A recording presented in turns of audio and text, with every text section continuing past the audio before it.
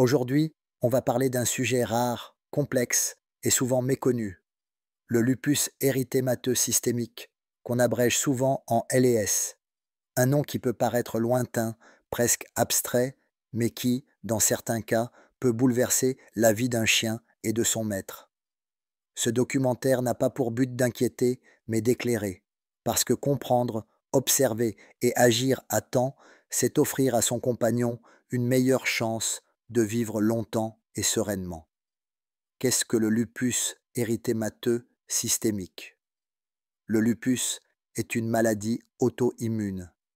Cela signifie que le système immunitaire du chien, censé le protéger contre les infections, se retourne contre lui-même.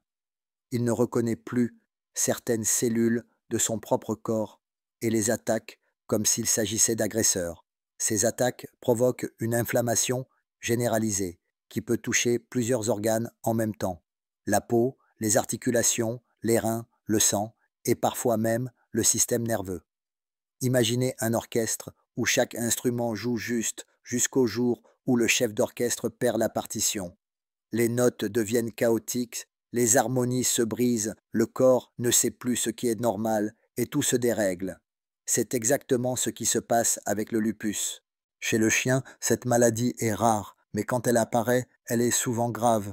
Et sa complexité vient du fait qu'elle imite beaucoup d'autres troubles, une simple boiterie, une fatigue, une plaque cutanée, autant de signes qui peuvent passer inaperçus.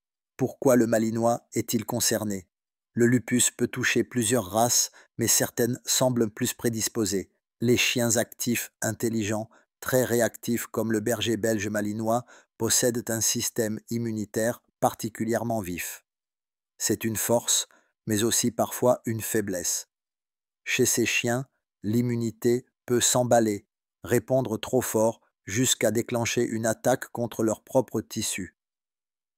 Les chercheurs évoquent aussi une possible composante génétique: certaines lignées présenteraient des variations dans leurs gènes d'immunité, ce qui les rend plus vulnérables aux maladies auto-immunes.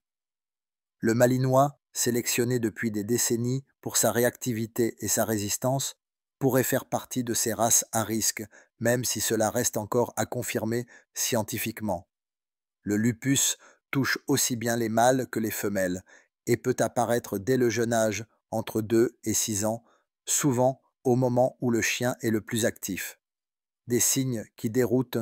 Le plus grand défi du lupus, c'est sa discrétion. Il ne se montre jamais de la même manière. Certains chiens présenteront des signes articulaires, d'autres des lésions cutanées, d'autres encore des atteintes rénales ou sanguines, et parfois tout à la fois. Voici les signes qu'il faut connaître: fièvre persistante, sans infection détectée, boiteries alternantes, une patte un jour, une autre le lendemain, fatigue anormale, refus d'exercice, perte d'entrain, lésions cutanées croûtes, rougeur, dépilation autour du museau, des yeux ou des oreilles, soif excessive et urine abondante, signe d'une atteinte rénale, troubles sanguins comme une anémie ou des saignements inexpliqués. Imagine ton Malinois, d'ordinaire infatigable, qui devient soudain lent, hésitant, ou qui boite sans cause apparente. Quelques semaines plus tard, des croûtes apparaissent sur le museau. Pris séparément, ces signes ne disent rien, mais ensemble, ils dessinent le tableau du lupus. C'est pourquoi l'observation quotidienne est essentielle. Les maladies auto-immunes se devinent dans les détails. Le diagnostic, un puzzle vétérinaire.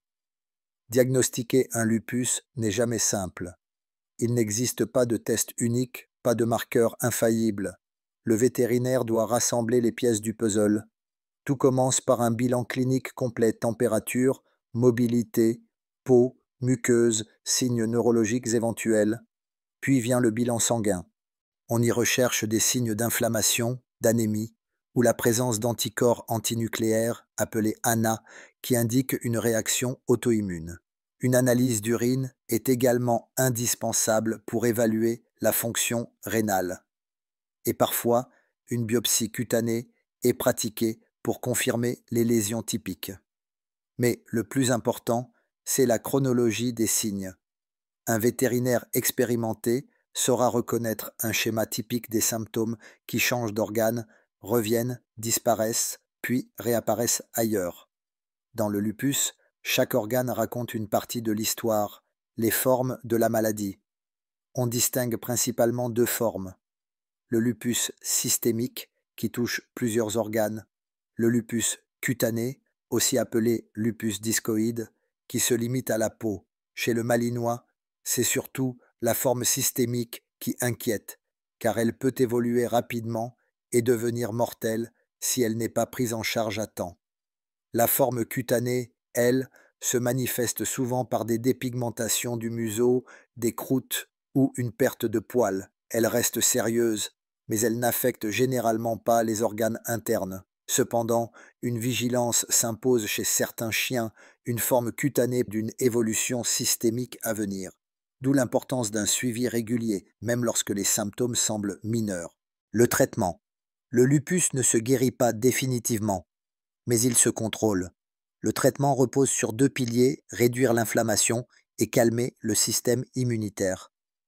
Les vétérinaires utilisent principalement des corticoïdes pour freiner la réaction auto-immune. Ces médicaments agissent vite, apaisent les douleurs, stabilisent l'état général. Mais à long terme, ils peuvent provoquer des effets secondaires comme une prise de poids, une soif accrue ou une fragilisation du système immunitaire. C'est pourquoi on y associe souvent d'autres médicaments appelés immunosuppresseurs.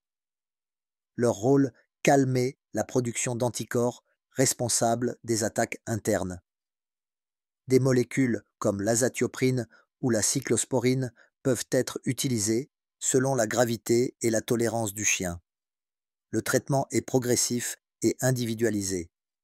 Chaque malinois est différent, certains répondront vite, d'autres mettront des mois à stabiliser la maladie. L'important, c'est la régularité du suivi. Le rôle essentiel du maître. Dans le lupus, le maître est le premier acteur du combat. Il doit observer, noter et communiquer avec le vétérinaire. Tenir un carnet de suivi aide énormément à noter les changements d'appétit, d'énergie, de comportement ou d'apparence.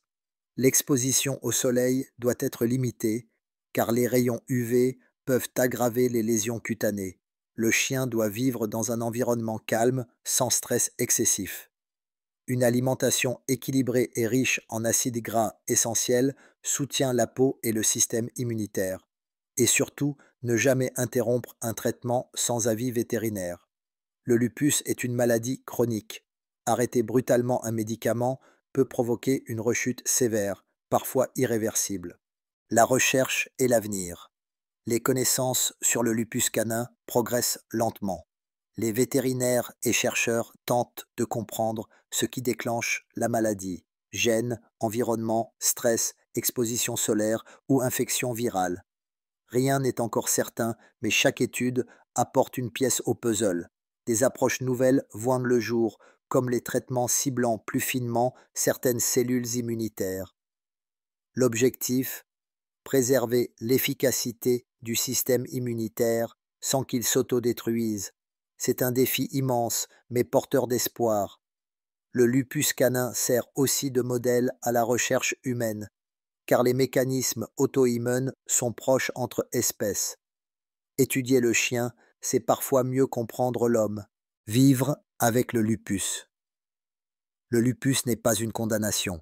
C'est une épreuve, une cohabitation entre fragilité et courage. Avec un suivi vétérinaire attentif, une bonne hygiène de vie et beaucoup d'amour, un chien atteint peut vivre encore de longues années. La clé, c'est la vigilance. Le moindre changement doit alerter fatigue, perte d'appétit, nouvelles lésions cutanées, soif anormale. Ce sont autant de signaux que le corps envoie. Et plus on agit tôt, plus les chances de stabilisation sont grandes. Le rôle du maître, c'est d'être cette sentinelle bienveillante, celui qui observe, qui comprend, qui soutient. Parce que dans le combat contre le lupus, la complicité maître-chien fait toute la différence. Pour conclure, le lupus érythémateux systémique est une maladie rare mais redoutable. Chez le Malinois, il rappelle combien la frontière entre force et fragilité est fine. Cette race, symbole d'énergie et de dévouement, peut aussi connaître des vulnérabilités profondes.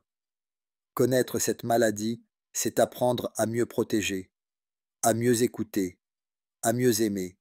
Et si, grâce à cette vidéo, un maître remarque un signe, consulte plus tôt, sauve du temps et du confort à son chien, alors elle aura servi sa plus noble cause. Merci d'avoir suivi ce documentaire. Prenez soin de vos Malinois, soyez attentifs à leurs signaux, et souvenez-vous, la vigilance est la première forme d'amour qu'un humain puisse offrir à son chien.